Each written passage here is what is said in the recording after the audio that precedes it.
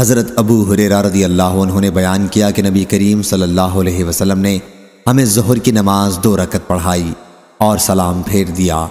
اس کے بعد آپ مسجد کے آگے کے حصے یعنی دالان میں ایک لکڑی پر سہارا لے کر کھڑے ہو گئے اور اس پر اپنا ہاتھ رکھا۔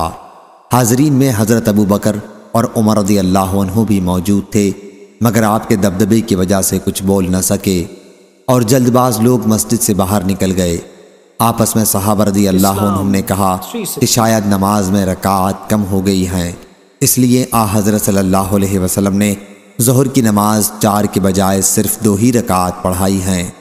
حاضرین میں ایک صحابی تھے جنہیں آپ ذوالیدین لمبے ہاتھوں والا کہہ کر مخاطب فرمایا کرتے تھے۔ انہوں نے عرض کیا، اے اللہ کے نبی، نماز کی رکعات کم ہو گئی ہیں یا آپ بھول گئے ہیں؟ حضرت صلی اللہ علیہ وسلم نے فرمایا، نہ میں بھولا ہوں اور نہ نماز کی رکعات کم ہوئی ہیں۔ صحابہ نے عرض کیا، نہیں یا رسول اللہ صلی اللہ علیہ وسلم، آپ بھول گئے ہیں۔ چنانچہ آپ نے یاد کر کے فرمایا کہ ذوالیدین نے صحیح کہا ہے۔ پھر آپ کھڑے ہوئے اور 2 رکعات اور پڑھائیں، پھر سلام پھیرا اور تکبیر کہہ کر سجدہ سہو میں گئے۔